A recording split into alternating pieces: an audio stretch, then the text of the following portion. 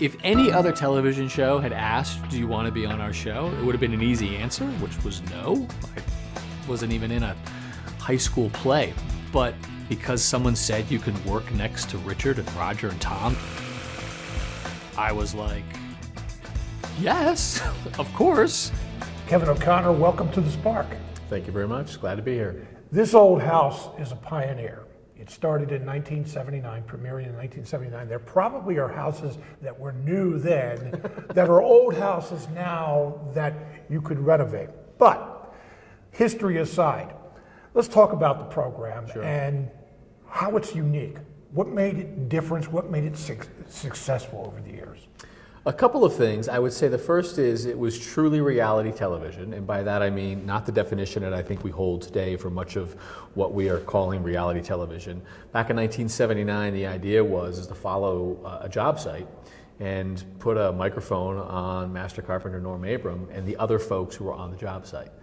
Look at what they did and talk to real contractors and real homeowners about what they were up to. Hi, Norm. Hi, Bob. Wonder if you can talk with us for just a minute. Want to get a closer look at the eaves up here. Sure. And see how bad things really are. What have you found so far? Well, basically we found a lot of rot. Yes. And that's caused the majority of the problems. That authenticity that started in '79 continues today. We are doing real projects for real homeowners still. And my co-hosts, if you will, are all professional contractors. I'm the only person on the talent side who is not a professional contractor. Tommy, Richard, Jen, Mark, they all run their own construction businesses. So we have authenticity and we also have trust. People know when they hear these gentlemen and these women speak that they're talking from a place of experience because they and their fathers and sometimes their grandfathers have been in the trades. They live it and they breathe it every day. So those two things I think is what makes us unique, and I also think it's what makes us successful. Your role as host, how would you describe it? I am a proxy for the viewer. The viewer watching the television screen cannot ask Tom Silva what the heck is he talking about, or challenge Richard Trethewey on why I'd want to spend that kind of money for his newfangled heating or cooling equipment. So my job is to be their voice and to be curious.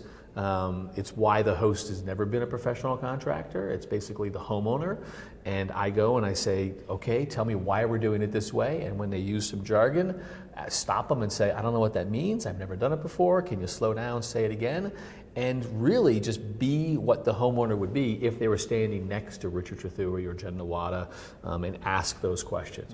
We don't have to put in any temporary breakers and worry about rewiring with, arc faults with pigtails on them and all this stuff that we usually have to worry about. All right, well, hang on a second here. So pigtails, let's break that down.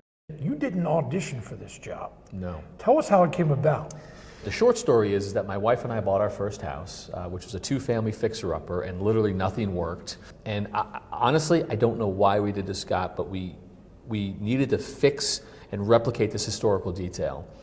We didn't know how to do it, and since I grew up as a fan of the show, we wrote a letter to the magazine, which was, I don't even know who writes letters to magazines or why we did, but we did. I'm Jim Clark from Master Sold House. Jim, nice to meet you. Kathleen O'Connor. Hi, Kathleen. This is Jim. my husband, Kevin. Kevin. Nice to meet you. Nice to see you. Thanks for coming. Come on in. Fix the putty, decide on your outside color, paint them up, and then put them back in one at a time as you have time. Then you don't feel so overwhelmed. Yeah, sounds good. Put Kathleen on it right away. Sounds great. And 3 weeks later, the phone rang, literally this matter-of-factly, and they said, would you like to work with us on the show? Which turned out to be an offer to be the host of both shows. So you said that you were banging a hammer on the weekends. Mm-hmm. Now go back to what you've learned over those 20 plus years of hosting the show. Do you still hear jargon that maybe you don't know what it is? But I'm looking for how much you've learned from your co-host and the projects you've done over the years.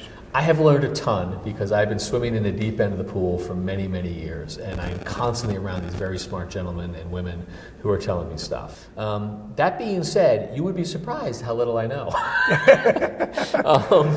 And it's not any sort of false modesty. Richard Trethewey has been practicing his craft since he was a little boy and does it every single day.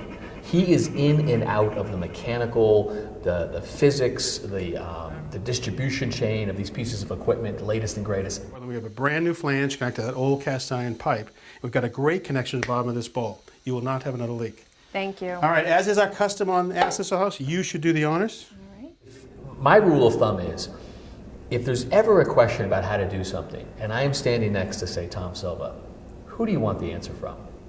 Tom Silva. All right, I don't know whether I can call this a complaint or not. I won't go that far or not. But you don't know how many times in watching the show, I've turned to my wife and said, they make this look so easy. I don't know whether I can do that or not. Yeah. Well, that's the gift of the people who I work with. Not only are they really good craftsmen and craftswomen, they're natural teachers. And I'm not sure people quite understand that or appreciate it. They see these people doing their craft and they say, oh, great carpenter, amazing landscaper.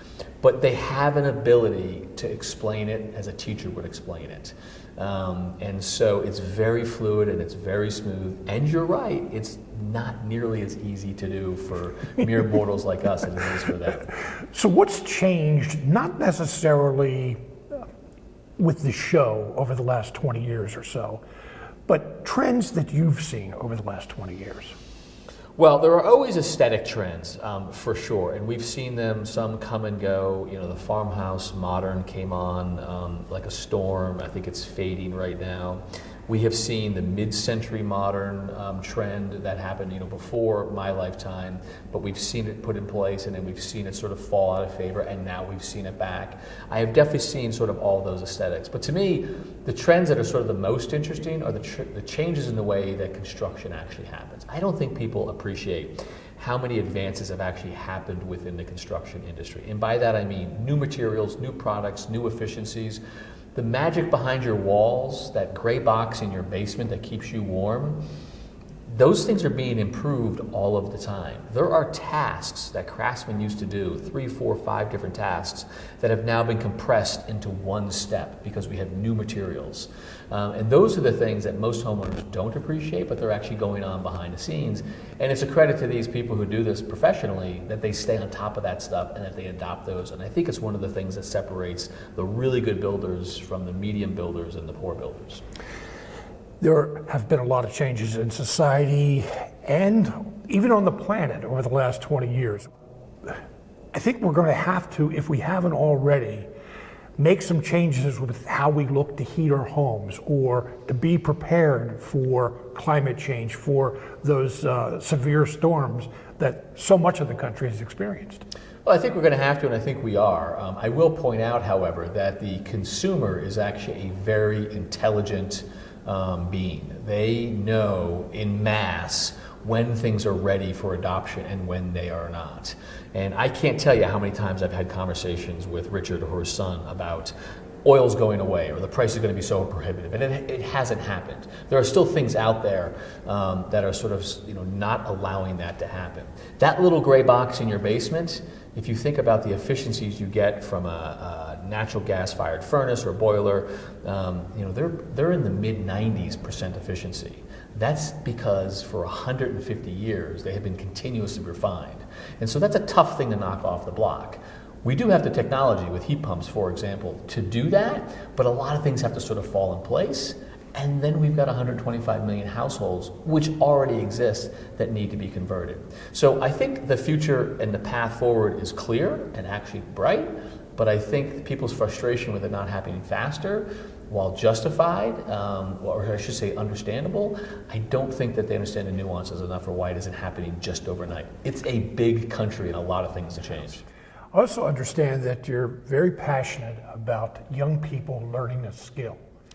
And by that I mean going to a technical school or a trade school or a community college. I mean, for a lot of people over the years, getting a 4-year college degree has been a path to success, but maybe not for everyone. So what are your thoughts on that? Well, my passion is shared with all the folks who work with me at this old house. We have a program called Generation Next, which is supporting young people into the trades. And I think there are a couple points that get us excited about it or animated about it. First of all, there's a huge shortage. There's a skills gap. We have too few people going into the trades, and if you've ever tried to hire a contractor, a plumber, you've felt this personally. They're backed up, they're weeks away, months out. There's just too few people going in. So we need to fix that just from a practical standpoint. But then there's this idea, college education versus vocational school. There's a stigma problem, which should be changed as well. And the simple answer there is a lot of respect and dignity in hard work, in manual work and working with your hands, not to mention the fact that a lot of these trades can be financially lucrative to people. And I don't think it should be either or. You shouldn't be a winner if you go to college and something else if you don't go to college. I think they should just be put up on an equal platform, and people should be able to make the choice, and when they make that choice, we should stand behind it. Kevin O'Connor, thank you very much for being with us today. It's been my pleasure. Guys, a little this way, back this way a little bit. There you go. Perfect. Hey, all right.